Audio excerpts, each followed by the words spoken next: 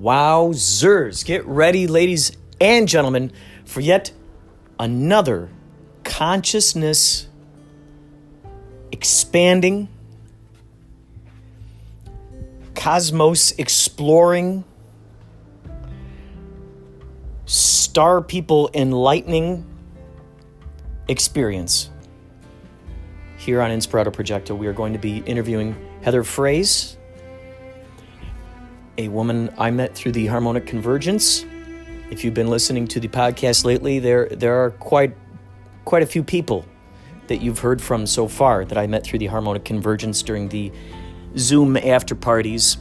If you'd like to join these people, if you'd like to join us in these conversations, they're happening 24 hours a day. You can go in there. If you fancy yourself a spiritual person, someone who has seen extraterrestrials, been abducted by them, have any sort of superpowers whatsoever, go to, I believe it's conversation.cc. Oh, here it is. Whoa, here it is. theconversation.cc. theconversation.cc. There's a link on there to a Zoom. You can go right in there. Everybody is just so accepting, so good, so many wonderful people. So without further ado, and definitely without further adon'ts, here we go.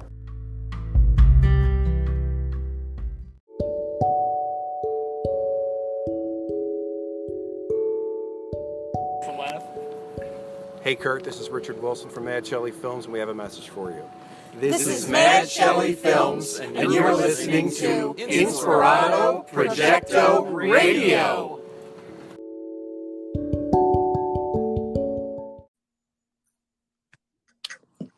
Excellent. I'm so happy to have you here. Check 1, 2. Oh, yeah. That's all right. Good. So, folks, we're talking to Heather Phrase here. I met her through the Harmonic Convergence, the after parties, the Zoom after parties that they would have at around 6 p.m. Pacific Standard Time. And I'd meet a lot of really interesting people in there. And so Heather said that she has had some unique experiences, and I really wanted to dive into that. And ideally what will happen through this conversation is that this will inspire others to want to feel like, first of all, they're not alone, and that there are other people out there who have these experiences. And I think a lot more people are waking up to these things. And it's just an honor for me to be able to be one of many media outlets that'll, support this and put this out there. So, Heather, okay, so you, sort of very young age, you realized that you had past lives. Yes, I didn't know at the time that they were past lives, because to me, it just felt a part of my reality already. And, what I was telling you earlier, and for those of you out there that feel hesitant about sharing your spiritual experiences, is that when we've had a past life where we have been condemned or murdered for our spiritual beliefs, it ingrains a fear into our soul, into our DNA, about sharing our spiritual experiences. So a lot of old souls are experiencing that right now. We're waking up, we're having greater connection to source and our past lives and all these mystical experiences. And then there's this fear blocking us from sharing due to our past life trauma. So I myself have been working on releasing that by reminding myself that it is safe to share, that the planet is ready to hear about these experiences. So one of these, so what are a few of them? I'd like to go through each one by one for whatever you can remember of them. What are some of these past lives that you've experienced? Yeah, so at about age 7 or 8, that window was closed, and it was almost like I couldn't remember anymore. And then in 2014, I was in a shop in the Florida Keys, a mermaid shop, and I was drawn to this book called The Instruction. And there's one next to it called The Transformation by Ainsley MacLeod. And he's a past life healer. And I read his book and immediately contacted with him and did a reading. And when he did the reading over the phone, I was in Florida, he was in Seattle. I went into a trance-like state, and I was able to see, almost like a movie, my experiences in my past lives. So I was in the War of the Roses. And let me back up a little. Usually, when you're doing past life healing work, you're taken to the lives that are the most traumatic so that you can heal on a soul level and move forward in this life. So sometimes it's not fun to hear the past life stories because they're the traumatic ones. So I don't know if that's the right vibe for you right now, but just vaguely. That's fine. Yeah. So in the War of the Roses, I was on my way home. The war had ended, and I was on my horse and on the way home and happy to see my family. And then I was kidnapped, essentially, and tortured and bled to death in a barn. And so in this life, how that manifested is I before I had that reading, I had a really big fear of blood and bleeding, like to the point where I'd have panic attacks. And that's all related to that past life. And once I saw that that's why I had that fear was eradicated. I no longer have issue. Another past life is that I was, I guess you could call it, was a gladiator in Rome. And I was asked to fight to the death one of my dearest friends, and I refused. And so they hit me with a metal mallet. They broke my jaw and they put me in jail. I ended up dying in jail. And how that manifested in this life is that when I would go into a space of fear, I would get this terrible jaw pain that, I was diagnosed with TMJ. And that, which is, I forget the medical term for it, but it's basically just a tight, painful jaw. And there was no resolution to that pain until I saw that past life. And I have not had pain in my jaw since then. And, I was drawn to acupuncture and Chinese medicine in this life before I knew that I had a past life as a monk in Tibet. So I'm now an acupuncturist and a Chinese herbalist in connection with those masters that I was with in that past life. Let's see what else. I had a past life in Finland where I was in an orphanage, and I was the oldest of all the kids, and I got all the kids together and we left the orphanage in the middle of the night in the snow to get to a monastery because we were being abused. How that is manifested in this life is I feel a strong calling to help lead people out of traumatic events and situations. And so a lot of my work as a healer has been trauma healing. Astounding. Yeah. Astounding. And then you were saying that there was another one where people tried to persecute you because they thought that you were a witch. Yes. That was in Africa. And it was kind of a warring of the tribes. Like there was a peaceful, very spiritual tribe. And then there was a domineering, aggressive, patriarchal tribe.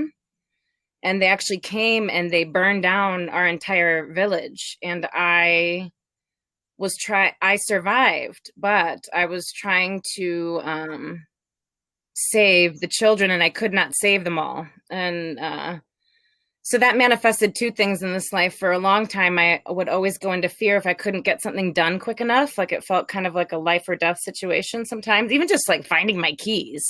It didn't make any sense. And why even this anxiety about this? Oh, it's because in the past, when I couldn't do something quick enough, people perished. And so that was released. But I believe that old souls have many lifetimes where they've been persecuted or their tribe has been persecuted for spirituality, because people that want to be domineering and controlling, they know that they cannot be in control of somebody that's connected to source. Right. Yeah. Right. It's so interesting because I've gone down this rabbit hole of watching Dolores Cannon videos and reading her books, and she had stumbled upon past life regression, and it's interesting. Yeah, exactly what you're saying. It's so crazy how someone goes in there to try to heal themselves of their migraines, and then she takes them back to a time in the medieval times where they were like bludgeoned to death by someone, and that spirit just kind of held on to that.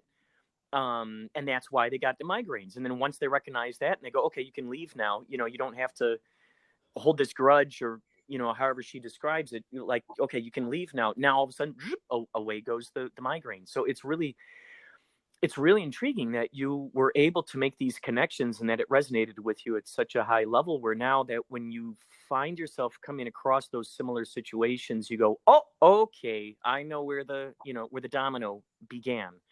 I know where it first started. And gosh, this just sounds like a practice. The past life regression stuff sounds like it would be such a wonderful. Imagine how many people could just, instead of going to a therapist for decades to try to get over stuff, if they could just go through a past life regression, see what all that stuff is all about, see what it's really rooted in, and go, okay, you know what? That doesn't have a hold over me anymore. There's no more reason for me to be fearful of that anymore, because that was its own particular time. That was way back then. Now is now. And Absolutely. it must just feel great for you to go, okay, cool. Wow, I can get past this. Like, you go, okay, I'm terrified that I can't find my keys now. And then you go, oh, and then the next thought is, oh, I know why. It's because of this. Absolutely. Now I can relax. Absolutely. And the fascinating part about it for me is, like, as soon as you see it, for me, it comes kind of like a movie when I'm in trance. But as soon as I see it, that fear is eradicated. I no longer, without much effort at all. And I have to give credit to Ainsley MacLeod, because he opened that door for me. And I believe healers have this ability to kind of open a gateway. And now that I'm through the gateway, now I can see other people's past lives when they come to me with trauma. And Whoa. yeah, I'll tell you, most of the time, chronic pain that's not related to injury is past life pain. Oh my gosh. That is just, that's that inexplainable thing that doctors are like, well, we can't quite figure out why you always got these stomach pains, or we can't figure out why your knee is the way it is. And then you end up finding out, oh, well, that's because maybe this person was, stabbed or something long ago in the stomach, or something terrible happened in their knee long ago. And so when people come to you with their traumas, wow, this is so interesting. So as a result of you being shown and stepping through the gateway of being shown your past lives, you can also help out others in kind of figuring out what their past life was, and helping them get over that trauma. Yes, but I want to say I'm in the beginning stages of this gift, because as of now, it's not really in my control when I can and can't see a past life. I'm only able to see it, and it only comes to me if that person is ready. So even if I might have an intuition that someone's back pain, say, is from past life, if they're not ready, their spirit guides will not come through to show me. Incredible. Yeah. And the first time it happened, I was comfortable seeing my own, but I'd never tapped into another. I was working on a colleague of mine in acupuncture school, and we were in a private room. Nobody was around. And I accidentally took her into a past life. I gave her acupuncture needles, and we were trying to resolve this anxiety that she had about somebody breaking into her apartment. It was kind of irrational. Like, no one's ever broken into her apartment before. She's, never been in that situation, but lived in this constant panic. And her whole body started tremoring, which in Chinese medicine, when you're tremoring like that, it's a release. It's actually a good thing. And she said, Heather, I see these men all around me that they've broken in and they, abused me. And, this hasn't happened in this past life, but I can see it. And I brought in my Chinese master. I'm like, help me. I'm like, I don't know what's going on, but in a way that was spirit doing that in a safe space where we all were on board to have that experience. We all trusted each other.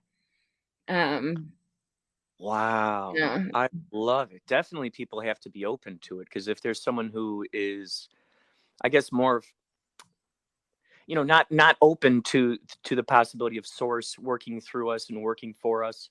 And let's say maybe if they're more controlled by the news or kind of in a practical mindset, it's going to be tricky sometimes for these folks to break through those other systems that are kind of in place. So it's interesting how they say when the student is ready, the teacher the teacher arrives. And so it's interesting how you get that vibe from people that when they're ready, well, then you go, okay, well, here's what's going on with you. And it's so intriguing. I mean, now that she has, your friend is, or that person you were working on with the acupuncture, now that they have experienced that, has that sort of nullified their worries about people breaking in? Yes, completely subsided for her. Gosh, that is incredible. Yes, and part of this being ready is the last thing you want to do is bring somebody into more fear. Fear is like the lowest vibration. You don't want to cause any fear in your patients, or right. And so that's really the reason that they don't come through. They don't want to scare people that really aren't ready to hear that they've had past lives. So incredible. So since then, you also had, if I understand correctly, you've also had visitations from extraterrestrials, from the star people? Yes, I have. So my experiences with star people started in 2011 in Shelter Cove, California. I had met a soulmate of mine, somebody I have many past lives with, who is now deceased. His name is Eric. And we were in a romantic relationship. We were actually engaged, I believe, at this point. And we moved to this new spot that was right overlooking the Pacific Ocean, very peaceful, very kind of middle of nowhere. And I'm sitting inside making dinner, and he says, Heather, come outside. My star family is here. And I'm thinking, what? Like, did he take some LSD or like what? Like, hey, like, I come out and I see these, what looks like stars, but brighter. And they're, how do I explain it? It's kind of like a sphere, but like rotating quickly with different colors of blue and red and purple. And you can just tell that they're moving, that they're not stationary. And then they got 3 of them, and they got closer and closer and closer. And then they just disappeared. And yeah, that was my first experience. And so Eric and I was scared. And Eric was in a very happy, calm place. He said, oh yeah, they visit me all the time. They've been visiting me since I was a kid. He says, I have a chip in my finger. And when I was a kid, I used to try to bite it out, and they would always come at night and put a new one in. Oh my gosh. Yeah. And he had this brown chip in his thumb. Oh my gosh. Yeah. Wow. There are a lot of those reports of people who have, those little chips somewhere on their body. And I met a guy one time who was a surgeon. His name was Dr. Roger Lear, and he talked about how, he goes, if there ever was a smoking gun for UFOs out there, for the extraterrestrials, he goes, I've got them. He goes, if you go to my laboratory, you can see the things. People come to me, they notice that there's some strange little metal object in their arm or behind their ear or something, and he gets them out of there. And with their equipment, they notice there are these little electrical impulses, but then once when he would operate, then the electric impulse would disappear, and they'd put them in these little petri dishes. And it's a really interesting thing. There's a whole YouTube series of him doing surgery on these folks, where you can see this. So now back to Eric. He said that they would. So he would, as a kid, he would try to bite it out. Bite it out, and then they would return each night and give him a new one. Yeah. Oh my gosh! They're like, no, that's supposed to stay in there. That's supposed to stay in there. Yeah. So it was so natural to him, huh? That they would just show up. And I mean, did he ever describe what they looked like or anything? No, I mean, to my understanding, they always came to visit him just in the ships, that they never came out and physically, being to being, that they would just come as lights. And then for the next, couple years of our relationship, they visited us frequently, and especially in times of great emotional disturbance. They came as as comfort. And then when we split up, they stopped visiting me. But then after he passed away, they started visiting me again. Wow. Okay. Okay. So this is interesting. Okay. So let me get this timeline down. So there's that first time you saw them, and then how many times did they visit you and Eric when you were with him, when you were together? I mean, I'd say they'd come like once a month. It really depended.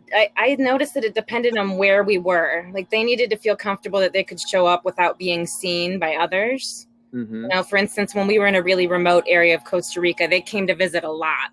And then, you know, we were in Florida and they didn't come at all. And we were in like a bigger city. But it's not just that you see them. It's like you have a feeling that they're there before you see them. You're like, oh, I think I need to go outside. Like I think the star beings are coming. Wow. And when we broke up, that connection got severed immediately. Like the feeling I get is that they continued to visit him, and then when he passed, they were like, okay, I guess we're gonna go back to visiting her. I don't know. Wow. Wow. Yeah. Wow. This is incredible. Okay. So what was that first time like when they visited you and you're totally not expecting this to happen? I mean, where were you? What was the setting? Yeah. Were you in another remote location? What are some of the, help me see the scene here. Yeah, I'll never forget that because he had passed away. And at that point I was in another relationship, but it was still really sad, you know, obviously to lose him. Mm-hmm. And my partner at the time was not supportive of me grieving his death for various reasons. And I was up at like 2 a.m. crying and just beside myself. And I went outside and I sat on the steps outside the house. This is in Isla Mirada, Florida, like on an island in the Florida Keys. And it's 2 a.m. and everything's really dark and the sky is really dark. Like the moon isn't out and, you know, there's barely any stars. And they came and it was one ship came and it came really, really close. Like it looked like it was, I don't know, like just across like the other side of the island. Like if I had walked across the island, like it would have been there or something.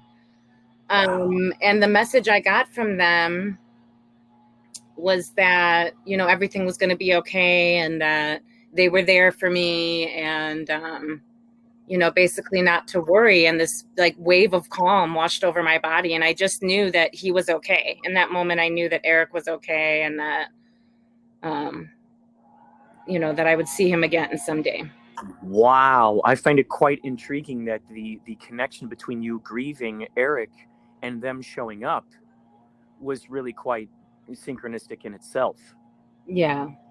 And now, did that ship look familiar to you from the other times you saw a ship in the sky?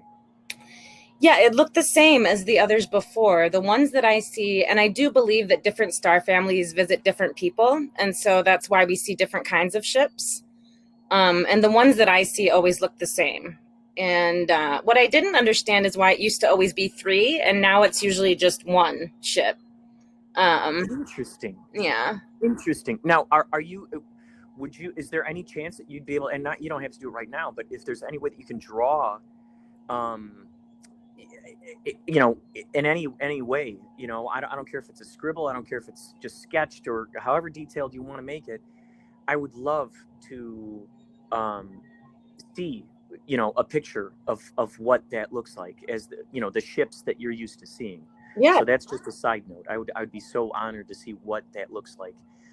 The other thing is, okay, so I just heard you say that when you were with Eric, it was usually 3 ships. And then after that, the first time that they visited you, it was only 1 ship. Now, how many other times have they visited you from that time that you were grieving Eric and they showed up to you? And, you know, between then and now, how many other times have they showed up? Yeah, so between 2016 and 2020, I mean, I'd say I've seen them maybe a dozen times, not as frequently as when I was with. Incredible. Yeah. And the same thing, they always came when I was upset. Even when I moved up to Miami, they came to visit, which I was surprised because usually they don't come in a highly populated area. Whoa. What was the area like? Help me see that. What was the area like where they showed up? So I was living in Coral Gables, which is kind of a more naturey part of Miami. I was living in a old 2-story, like used to be a hotel with a little pool in the back. And I was sitting outside my front door kind of looking up at the sky over the pool, and they came like straight down above that property. Wow. It usually So, when okay, I see them move, what- it's like they're coming like straight towards me, or they're coming straight down. One of the two. Like and yeah. and how far are they usually? How far are they usually? Is it usually kind of a similar distance? I mean, I got like a few questions packed into this one. How far are they usually away from you? How close have they been to you? And then the other question would be, have you seen any of them through the windows, if there were any windows? I don't know how to gauge how far they are, because I think in reality, like distance isn't real for them, and so I don't know. I don't know. I guess the feeling is that they're close enough that they're over the town that I'm in, if that makes sense. Like, you know how we can all see the moon and we can all see the stars, but Mm-hmm. I think that they're close enough that only people in Coral Gables would have been able to look up, or only people in Islam or on that island would be able to look up, and it seems that they have control of who can see them and who can't. That they can veil themselves, that they can make themselves appear closer or further than they really are by how they're shining the light. That they're Wow. coming to me in the way that they want to be seen. That might not at all be the physical reality. Incredible. Wow. So in a sense, they can tune in to that person's particular reality experience without other reality experiences actually seeing them. Yeah, I'm not sure about that. I still have questions about that, but that's the feeling I get, is that yeah, they have some kind of control of what kind of plane they're operating on. So if I'm tapped into my 5D reality, then I can see them. But if I'm all tethered down in the 3D, and you know what happens when we get really emotional, when we're going through grief and all of that, we are, those feelings are deep and they're profound, and we're on another level when we're experiencing that, I believe. And I think that's why it's easier for them to come through when we're going through profound emotional experiences. Wow, that's such a great way of putting it, because I've often had the theory that whether no matter how we're crying, whether it's tears of joy, whether it's tears of sadness, that's touching true truth right there. That's a piece of the source kind of speaking through us, and so it's interesting to hear you say this. Have you been in so the situation in Miami, have you talked to other people or during these sightings where you've gone, hey, did you happen to see something up there? Or was this something where you just thought, well, this is my own private gift and I don't really need to ask anybody else? No, all the times they've visited, I've been alone. It's not like I was with a friend, or like, the times I was with my partner, he would be asleep. And so it's not like I could like nudge someone and be like, hey, do you see that too? And I think they do that on purpose. Right. But about the crying, I totally agree with you. It's funny, in acupuncture school, my colleagues would come to me and they'd be like, Heather, my patient needs to cry today. Can you talk to them? Because I have a gift for helping people cry. And there is something profound happening when people can get to that level of vulnerability.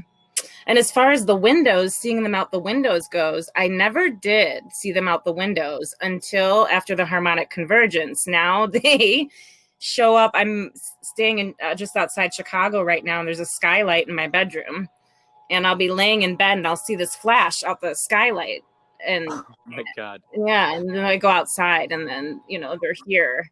And now they're since the harmonic convergence, it's more than one ship, it's multiple ships. And oh my gosh. When was the soonest time that okay, what did you God, now I got even more questions packed into this. Okay, so did you see them during the harmonic convergence? If not, how soon after the harmonic convergence did you start seeing them?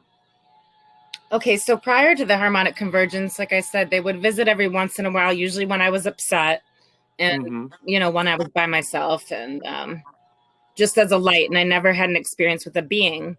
And then as soon as I got to the first day and I saw Mark Sims and we started hewing together, I just knew that something was being opened up, like my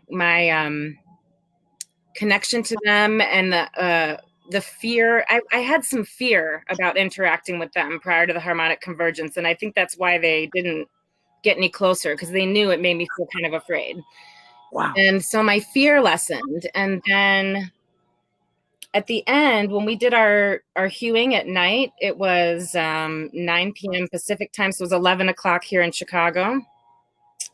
I was outside laying on the ground, and I had, the computer next to me. I was listening to Mark do the hew, and I was hewing with all of you.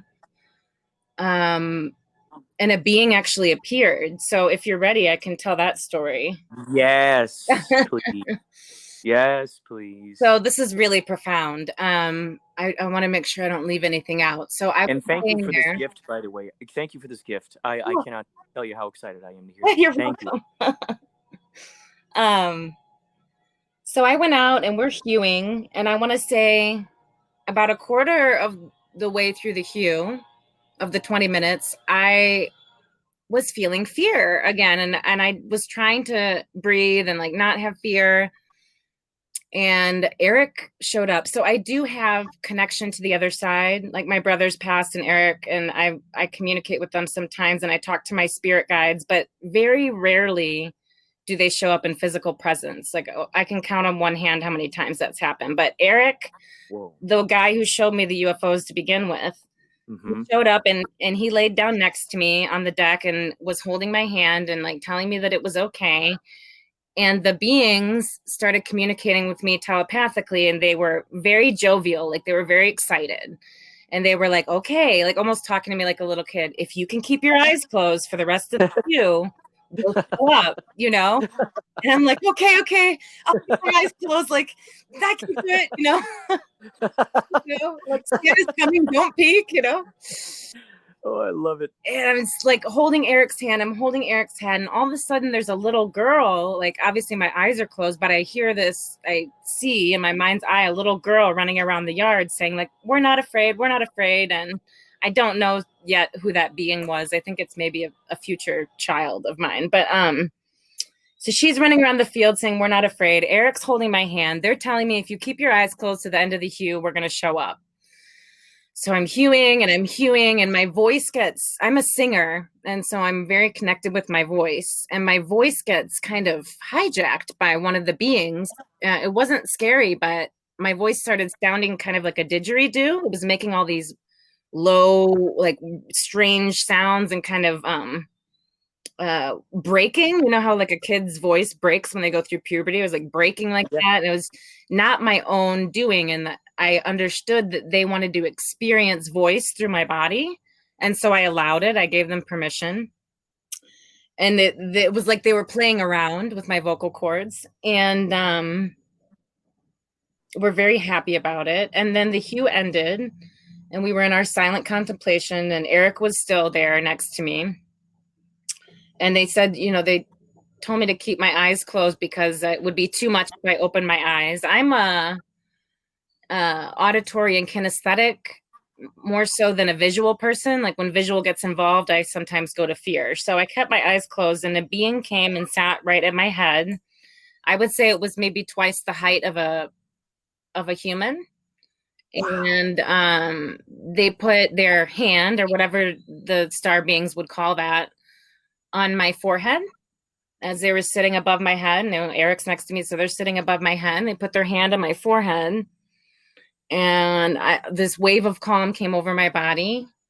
And they took out, almost like a floppy disk comes out of a computer. They took out like this yellow disk came out of my forehead and replaced it with a color I've never seen before, but it's close to like a purple, blue, violet color. And they said, and when they communicate with me, they communicate in feelings that are beyond words. But the feeling of what they were saying was, you've attained a certain level. Like now we're giving you a new transmitter. Like basically, congratulations. Like it was a celebration. Oh my gosh. Yeah. And so he finished that, and then he kind of, I don't know why I'm calling it a he, but the being moved away. And I opened my eyes at that point, and there were ships that were lined up like, I don't know what the shape would be. They kind of, it's like a flower. Like there was one in the center and then like lines of ships going out, like maybe 6 different lines of ships, just this huge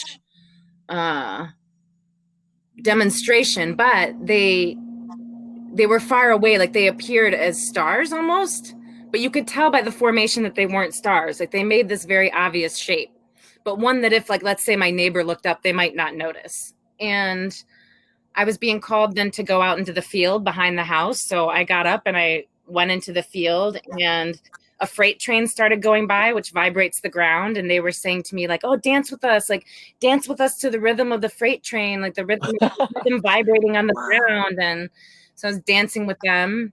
I could feel them around me, but I couldn't see, like, they were kind of coming and going as like little flashes of light or shadows.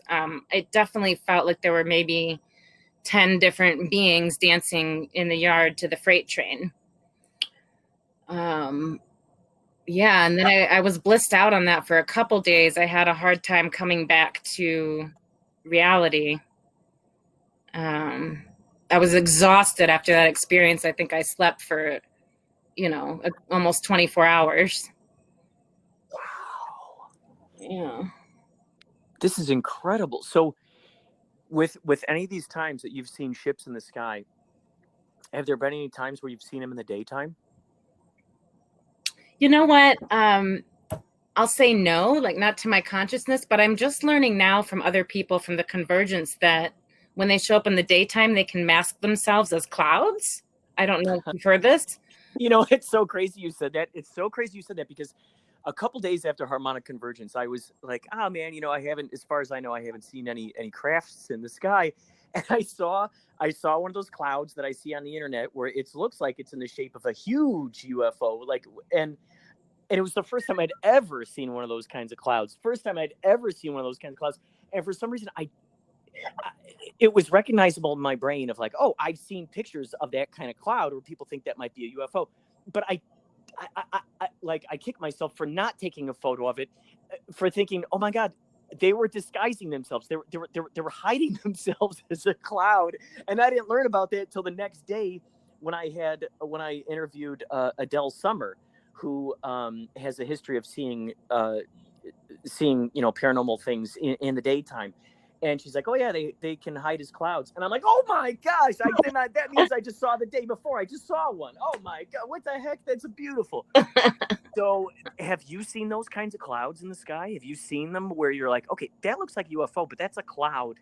Yeah, I've been trying to pay more attention to the clouds because I never did before. Like sometimes obviously you look at like, oh, that shape could be a sign or whatever from my spirit guides, but it's hard for me to believe that the clouds are ships for some reason. Like my analytical mind is having a hard time letting that go. But I do think I have noticed a few times, like the entire sky is clear and there's one cloud. Like, how is that? Like one kind of disc-shaped cloud. Yes. Yeah. Yes.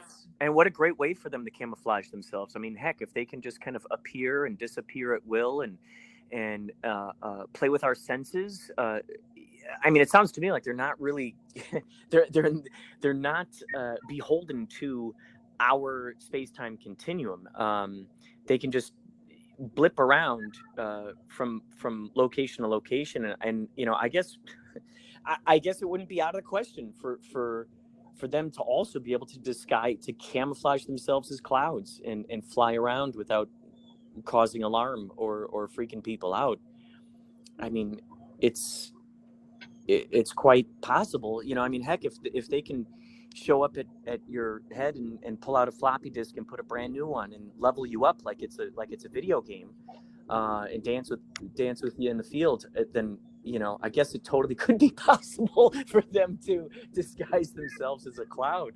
Yeah. There's a really good documentary that is on Netflix right now. It's called Unacknowledged. And what's interesting was I started watching it and I didn't realize Dr. Stephen Greer, who does the CE5 meditations, he's the guy who produced hit Wow. on Netflix, and I'm like, what the heck? It's Stephen Greer, man! Oh my god, the dude who's totally responsible for Mark Sims, meeting with Tej and the whole harmonic convergence. If it wasn't for that Stephen Greer guy diving into his passions and trying to figure out the best way possible to communicate with the Star family, I would not know who he is, and we would not have all experienced the blissfulness that we experienced during the harmonic convergence. So I would say, if you got Netflix, check it out. Unacknowledged. It's mind blowing, because they actually have interviews with the mortician who worked on the beings at the Roswell crash site. Oh, wow. It's amazing. All these documents. I mean, oh wow. It's just mind blowing. So okay. So since that time with them, arriving to you during that last night of harmonic convergence, how many times have they showed up, did you say, since then? Well, if I go outside at night and I'm intentional about wanting to see them, they'll come. More so, I've been practicing I'm trying to let them come through my voice. So I've been practicing doing the hue and allowing them to take my voice over. I've been more focused on that than visual sightings, because I'm curious if eventually maybe I can channel messages from them. Good. Yeah. So wow. And then to make those into songs would just be phenomenal. Yeah. And I have been writing songs recently that feel like they're coming not from me. And I've been writing these songs, full songs, in 15 minutes. Usually it takes me months to write a song. So something's happened. Something's cracked open, or I was given the new transmitter or what have you. And I was really out of whack for a while after it first happened. Like, the leveling up is so overwhelming. My telepathy is off the charts. Even when I'm in a Zoom room at the conversation, I can hear like what people are thinking that they're not saying and stuff. So Wow. Yeah. And that's how human beings are evolving. We're all telepathic. We're all psychic. We all have that capability. It's just about taking off the layers that prevent us from accessing it. Right, because we've had years of brainwashing that kind of tells us to look outside of ourselves and to, put our focus on other things. Gosh, man. Not just in this life, but in many lifetimes. We've been silenced, we've been abused, we've been jailed, all of this. This is the, what is the word I'm looking for? But like, awakening doesn't even seem good enough a word for what's happening. It's interesting. Dolores Cannon, through her hypnosis techniques, she calls it quantum healing hypnosis techniques. Through each of these techniques, through all these different people and all these different towns and cities and states, they would start talking to her about the new Earth. What do you know about the new Earth? I don't know the specific theory about that. Well, the idea is that, and it's so interesting. Once COVID hit and I started seeing what was going on here, I thought, whoa, are we on the precipice of the new Earth forming here?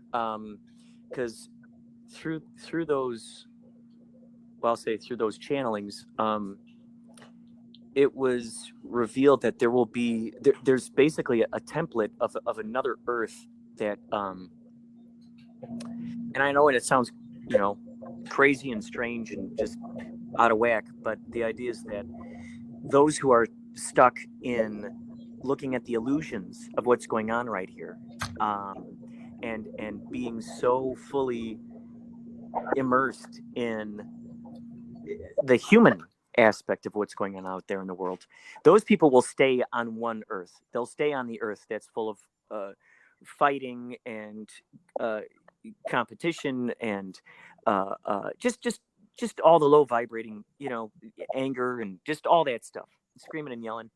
And then the sort of enlightened folks, the folks that are bringing about this change, will then transfer over to the new Earth.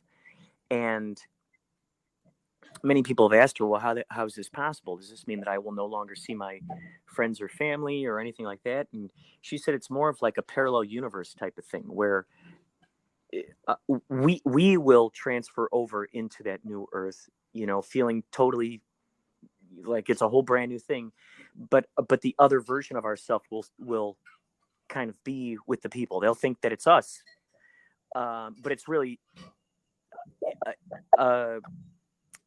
it's not. It's a sort of a different version of us, I guess. Yes. And so it's really quite interesting that this stuff is happening, especially with things like TikTok and Instagram. More and more people are getting that information out there about 5D, about channeling, about past lives, about the star people. And it's so exciting. It's so cool to see more and more of this conversation that's happening, and more people coming out and talking about this and feeling unashamed or not worried about what the consequences are going to be, and really just, letting the dam break, so to speak, which is why I really value and appreciate what your bravery and courage and really talking about all these astounding things today, because I envision this is going to wake up a lot of people, and they're going to start having, more of their own sightings or more of their own memories of their past lives or what they had gone through, or magnetizing more people into their lives who enjoy talking about these kinds of things and figuring it out together. Maybe they'll start astral projecting. Maybe they'll start writing songs faster, just as you've experienced. Now, the songs that you're writing, that you feel that you're kind of channeling, are they? Are you noticing? Are they similar subjects? They're along the lines of John Lennon's Imagine, about our oneness and how we must get away from this duality that somehow we're separate, or that we're really all one, that everything I do affects you and everything you do affects me. And, my spirit guides have told me that we don't need to fix the world. We need to disengage from it and re-engage into another reality. Voting or, there's definitely purpose to protesting, and we need to do that. But we really need to disengage with the system, with the government, with money, with all of these limiting systems of scarcity, and plug ourselves into the new reality. And that's why it's going to take off so fast, is because we don't need to fix anything. We need to just shift where we are. Right. Diving within. Yeah. Diving within and discovering those delicious golden giblets that will that are so shiny and nutritious. Now, you were saying that you can talk to the other side, huh? You've talked to your spirit guides. You've have had conversations with Eric, or any, I mean, I'd love to know more about that too. Yeah. So I guess I attribute to that being cracked open is when I've had experiences my whole life that maybe I didn't recognize were coming from the other side, but it was really evident when I started acupuncture school and I resonated with my master, Dr. Wong. I call him master as in a spiritual master, not like control master, but I realized that during class, I could ask a question in my head and that he would answer it without me saying anything out loud. And so I started being really aware of my thoughts and got to this place where I don't think at all unless I'm talking to somebody or I'm writing music. Most of the day I spend in no thought. And so when something does come through, I know that it's not coming from me because my mind is quiet. And I talk to my spirit guides every morning. I write to them. I communicate to them like on paper. And then when I'm doing healing work on others, their spirit guides will come and tell me things. Usually simple things like, oh, this person needs to be in touch with horses, or this person needs to, they're not in a good living environment, or whatever I need to know to help them. And as far as the other side, I'm in touch with like people that have passed. I would say 5 or 6 people, 6 people. Um, some of which I call in for comfort, and my little brother, for instance, just like pops up randomly to mess with me, you know, like um, to joke around. Like I got my mom to try cannabis for the first time recently, and he was like totally excited about that. So he was around for that. Yeah. Wow. So yeah. Wow. So incredible. This is just incredible. I mean, you've got a series of books that could be written and help out people. And not to mention, who knows how many albums you'll be creating that'll also be helping people. Yeah, it's happening. I'm in the process of recording some of these songs that were written since the convergence, and they will be available to the public very soon. Wow. Mm-hmm. That's incredible. What are you using to record your stuff? I mean, my computer. I'm working on those details. I don't know a lot about recording. Um, I've always kind of shied away from that. Mm-hmm. So this is really, and thank you for encouraging me to come here and share with you. It's helping me break down the barrier that somehow I'm going to get in trouble for having these gifts, that somehow I'm going to be labeled as crazy, or, you know, one of my concerns was, oh, one of my acupuncture patients could hear this podcast and then not want to come get help from me because I'm too far out for them. But you know what? I need to stand authentic in my truth and what I have to offer. And by doing that, I will attract whoever needs to be in my life, you know? Absolutely. Absolutely. Absolutely. It's incredible, the people that we attract into our lives when we find ourselves really diving deep into becoming the best version of ourselves and the true authentic self. You know, it's the analogy's been used so many times. It's like a radio station, and then you start noticing or as the old phrase goes, like attracts like. So we start noticing the others who get it, the others who are tuned into that same vibe, and based on their language, we can really tell where they're what reservoir they're drawing their inspirations from, and just their normal state of being. So it's, you know, yeah, who knows what kind of, I mean, we could have pressed a button here that's going to invite all kinds of interesting, um, enlightening folks along your path, and not to mention all the invisible ones that are going to be helping you with your albums and your books and whatever else you're finding yourself getting into. I mean, it's interesting. There's so many times we're taught throughout our lives about let's say for instance, for singing or being a musician. A lot of times, and it's weird, it's the artistic stuff. It's such a crazy lie that we hear. Oh well, this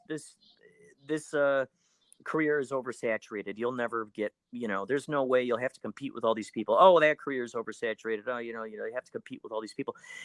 The funny thing is that those voices that are telling us those things are those people who are obviously speaking to us from their own limited belief systems. And on top of that, they're not at all considering the fact that there's room for everybody. There's plenty of room for everybody.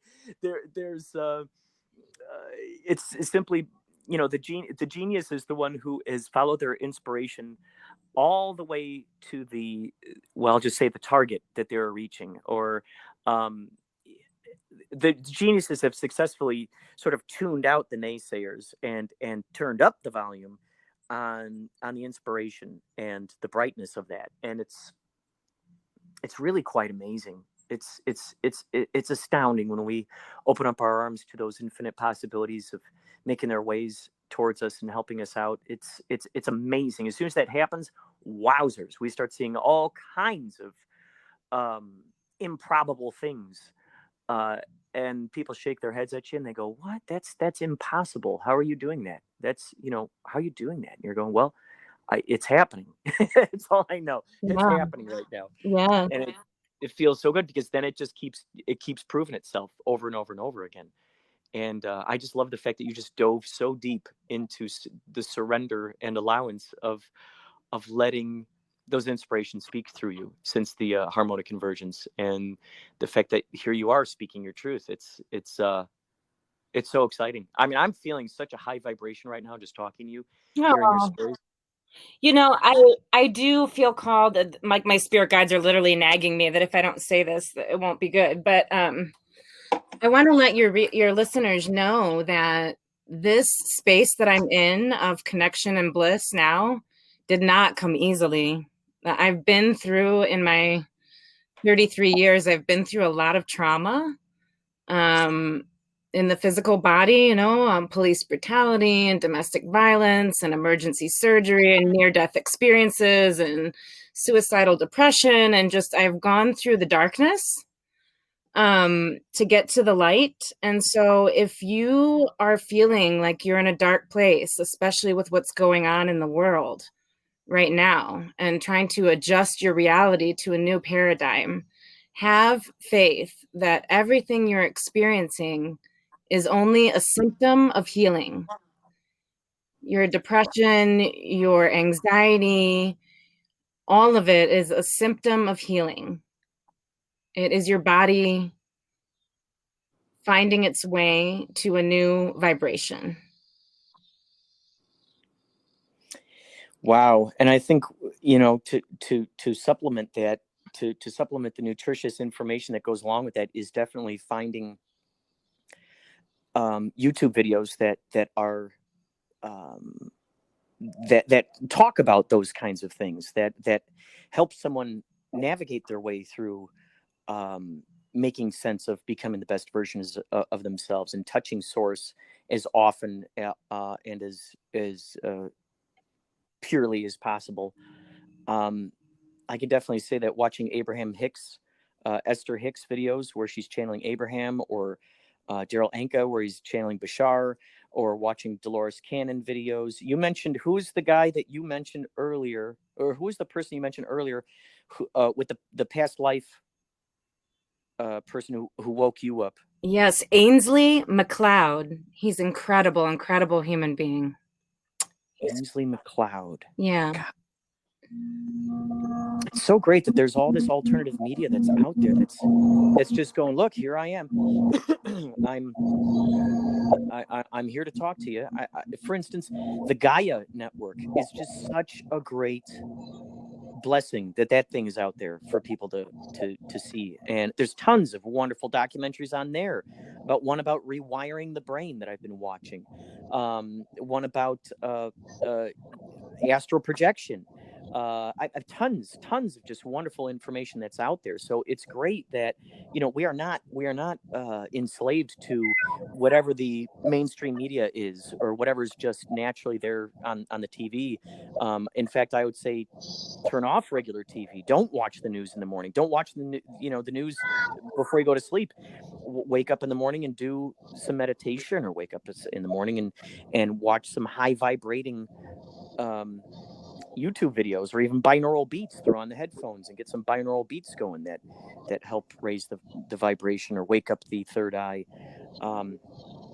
There's just so much wonderful material out there that helps us realize that we are not, a lot of times we're very worried about constructing some sort of identity, and it's not about being an identity. It's about being identityless. It's about embracing the all that is. And in order to do that, we have to allow ourselves to get away from identities, because even identities are still stuck within a certain, we always hear about the horse blinders, and it's important to go, okay, well, what can I do to form a relationship with the universe, with the all that is? Because there's a heck of a lot more of invisible stuff out there than there is visible stuff. And I'd rather have a closer relationship with the invisible stuff, because that's what's making the trees grow. That's what's making the wind blow and the clouds fly around and all that stuff. Yes. Which, by the way, I think Ainsley McLeod is just such a great name. The fact that he's McLeod and that clouds morph and they show you images and things, these lofty ideals and these things that you wouldn't normally see with anything else. And in a sense, he's bringing, like Dolores Cannon, one of her, in the past life regressions, she's like, okay, this person came off the cloud. They came down from the cloud and they entered this scene and they came off the cloud. She was always talking about how they came down from the cloud. and then there they are in their in their past life. Now, have you been given any insights as to what your future self is doing?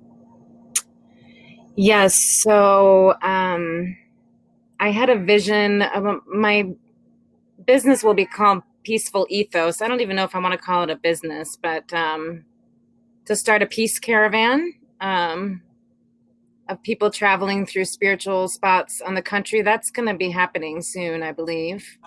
My ultimate vision is to be a part of a sustainable living community where we also have a healing center.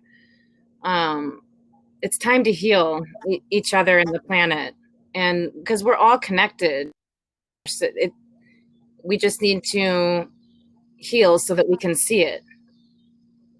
So, Gosh, mm-hmm. so brilliant, so brilliant. Are there any other elements? We have about 3 minutes left here. What are there any other things that you're feeling that your spirit guides are telling you, or that you meant to talk about but you didn't get a chance to talk about? Well, I want to thank you for your voice. Your presence at the Harmonic Convergence was definitely noticed, and you definitely have a gift. So I'm just ecstatic to see you using it. Your excitement is contagious, and Thank you. so thank you for that. And let's see, let me ask them, is there anything else? Just like you were saying, tapping into information that makes you feel connected, like the videos. But also I encourage people to reach out to other humans at this time. A lot of people are obviously isolated because of the pandemic. And, even if they're a stranger, if you feel called to reach out and say, hey, Heather, I'm having this experience. You want to send me a message on Facebook or something, go ahead. It's time to connect with our tribe, our soul family that we've been here with before. Because we really need to work together. We need to practice our collective consciousness so that we can raise the vibration.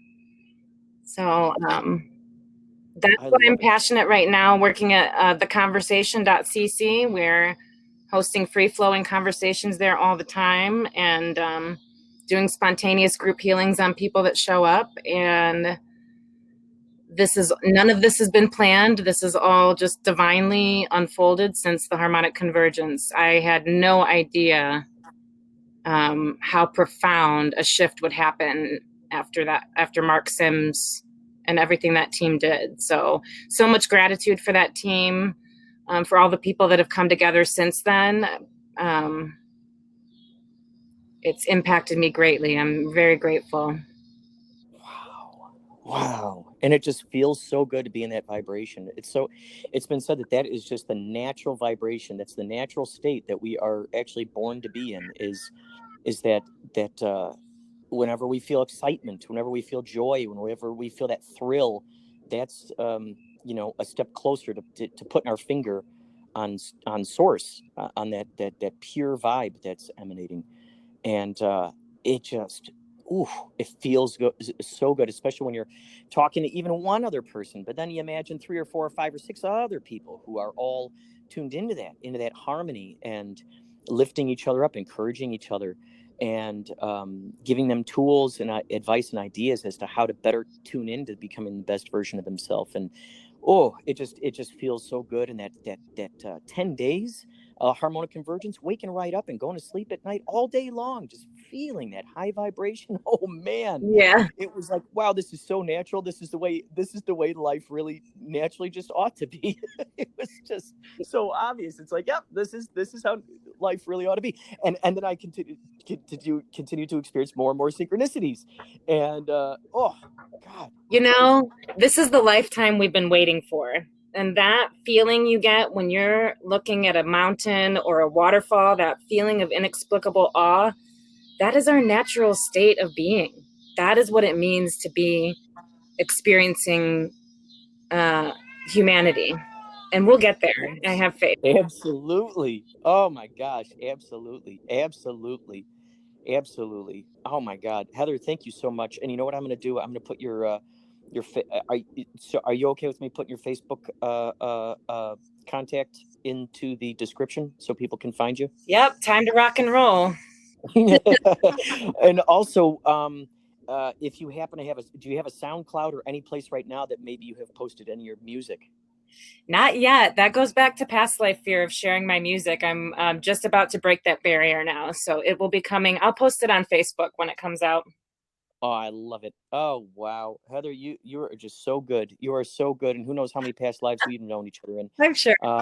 It's just so natural. And wow, you're so fun to talk to. Thank you so much for giving me and everybody who's listening all of these extraordinary gifts of information and insight today. So thank you so much. Thank you. Thank you. All right. Well, take care. I'm going to start putting up the descriptions here, and then I'm going to jump into the conversation.cc to see if there's some activity going on in there. I will see you there. All right. Cool. All right. Bye. Bye. This is Blythe Baines, and you're listening to Inspirado Projecto.